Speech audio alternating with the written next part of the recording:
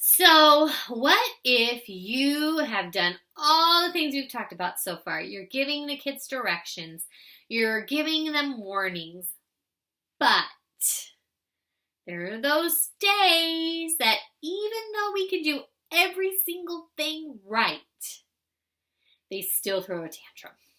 And kids are not perfect, okay? We all have feelings, we all have emotions.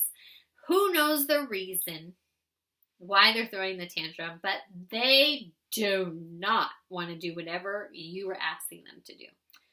And they throw a tantrum. What is the heck is going on with them? No. Why are they tantruming? That's so frustrating to us. They don't love it. They're losing it. They're lost. We can't figure it out. So, how do we deal with this? Why does this happen? Tantrums are caused because children feel emotions just like we do, except they don't know how to calm down, think it through, and come up with a solution. We've learned how to do this over time. They don't know yet. Why? Because the part of our brain called the prefrontal cortex that is in charge of problem solving, thinking through solutions, calming down, being rational, thinking about what will happen if I do this, that cause and effect. That's the part of your prefrontal cortex.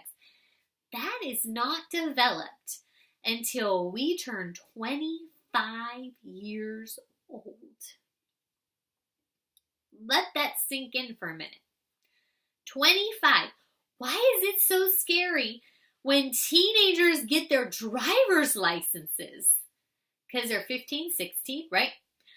They do not yet think ahead at if I do this, this might happen.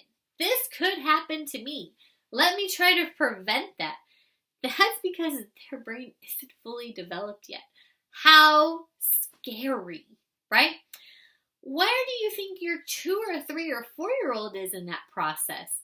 They're a teeny tiny little brain. They need help from us to problem solve, figure out solutions, figure out how to calm down, not throw a tantrum, understand that losing it and tantruming isn't going to get them what they want, and it's not going to be productive. So, how do you feel when you get mad? Take a step back and think about how your 2 and 3 and 4-year-old are feeling. If you are driving in the car and somebody cuts you off and you have to slam on your brakes, they didn't use the blinker, they're going super fast, feel the tension in your body. Just feel it. What are you doing? Right? Road rage. Hopefully you don't have road rage. But instead, you talk to yourself, maybe under your breath. You took a sip of coffee. You chomped on your gum a little bit more. You're like, okay, I'm alive. We're good. Next time, maybe I'll just step back a little bit next time I see a car. Right? You calm down. You get over it. You get home. Something else goes on. You're moved on. But that feeling inside of you, do you feel that feeling? That feeling is what your child's feeling when they're throwing a tantrum. They just explode. They've lost it. They're hitting the wall, beating the floor, hitting whoever's next to them, throwing the block. They are tantrum. They've lost it. What do? We already learned that they don't have that part of their brain yet that we can reason with them. Who reasons with a 3-year-old? No, right? We need to teach them skills. What to do next. Consequence is to teach, right? Okay. So this is if your child's not listening, or if this is not for if your child is hurting someone, endangering somebody. This is really specific on they're mad, they don't want to do something, they've lost it, they need some time to chill, right? This is what we do. We teach our kids how to calm down. We give them strategies. We teach them to take a deep breath, to go on a walk, to take some time, just relax. You don't need to come right now. Just chill first.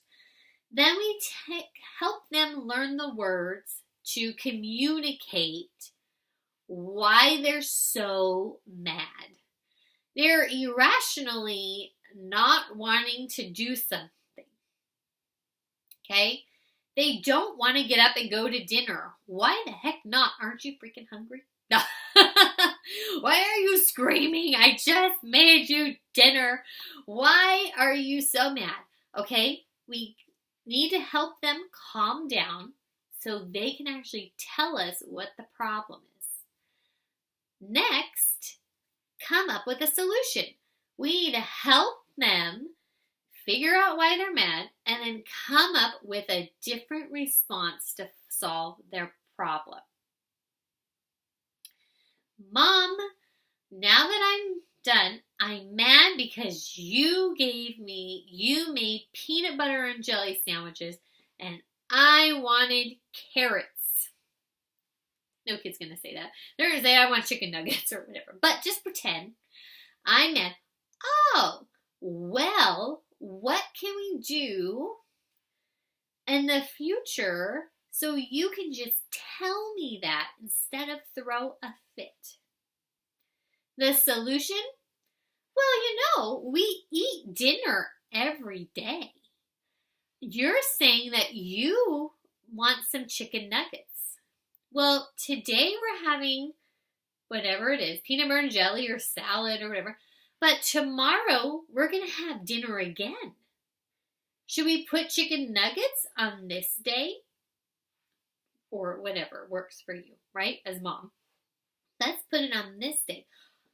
Okay, chicken nuggets tomorrow. Okay, good idea.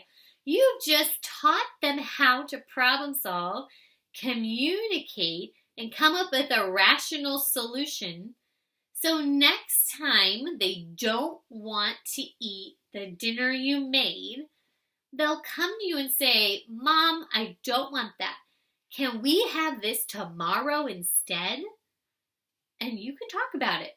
Hey, your kid's helping you make meal planning, right?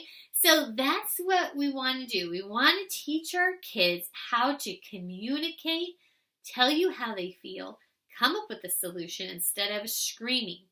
The same thing happens for if you're sharing with a toy or if you're doing something and they just lose it. I want the yellow car while they're playing at the park and the kid you don't even know is the one with the yellow car.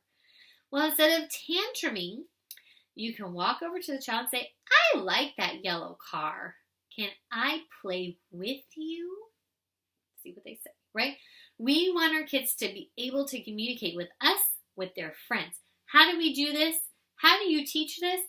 Some of you already have seen this, Soothing Sammy. I have a sign behind me, look at that. Soothing Sammy is a book I wrote because I felt like there wasn't something that taught kids how to calm down in a way that they understand and in a way that's easy for them to remember. So what this is a little story about a golden retriever. And all of these kids, when they're mad, they go visit him at his dog house. And in the dog house, the Sammy has all these things that help him calm down. So why is this story important? Here's all the kids using the items in Sammy's house. They're mad, they were calm. Now they're calm. Oh, I'm so calm now. Now let's make a plan to help me. I'm going to ask you these questions about why you're mad, and we can work on it next time. And now we're going to have a good day. We're done, right? This is super easy for kids to understand. Simple, simple pictures, simple phrases.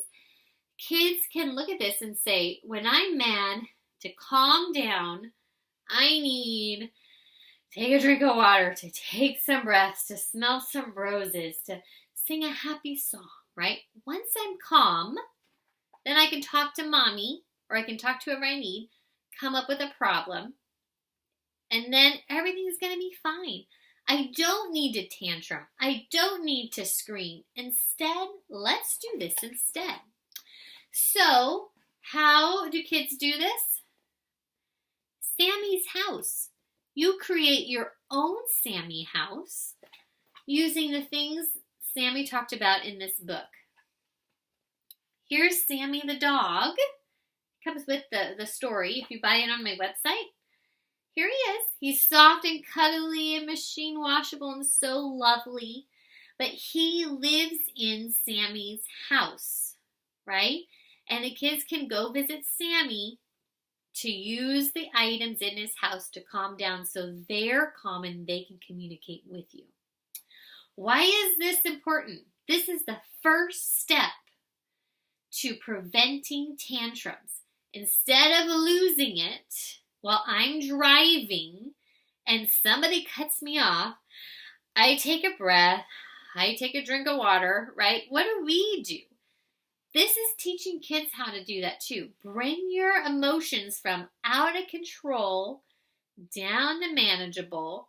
Talk your way through it. Bring it back down. So important. Once your kids can do this, they can talk through their problems, come up with a solution, and be done and over. Go on with your day. How fabulous is that? Sammy helps that first step. Okay? So this is available on my website. I'll put a link below so you could see and you can look at it if you want to. It comes with parent guide, comes with some activities. There's a bunch of different options you can pick and choose from. But that is what Sammy is for. When your child does have a tantrum and you have your calm down kit, you could say, do you want some Sammy time? Sammy, maybe you need some Sammy time. This is Sammy. Sammy could help, right? You don't want to get too close to your kid because if they're screaming and tantrum, they're hitting you, headbutting you, throwing things. You don't want to be near them, right? Sammy could help. Maybe Sammy's over there on the couch. Maybe you just move Sammy's house over to the couch. Say, oh, Sammy's on the couch if you want to borrow him. He's there to help you. After reading this story could just be in their child's normal book in their library. They can read this every day. They can just look at it. They know who Sammy is. They're familiar with it. They know what it's for. You can use Sammy. He's on the couch, and your kids love Sammy because he's so soft and cuddly. Hopefully, they will get up, go use the tools, calm down, and talk to you. That's what tantrums are. They're kids losing, uncontrollable. They don't know how to control their feelings. And that is what we want to help our kids learn how to do. Help them understand that feelings are normal, but how we respond to our feelings helps us move throughout our day. Okay? I hope that helps with tantrums. We're going to keep talking about behaviors in the next few lessons. Download the PDF below. Write down a few things your kids tantrum about. Check out the Sammy Kit. Hop into the Facebook group and ask us questions. That's why we're here, to help you have a plan for parenting.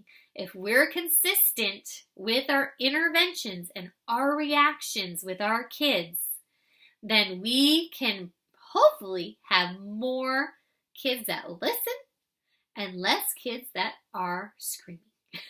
See you soon.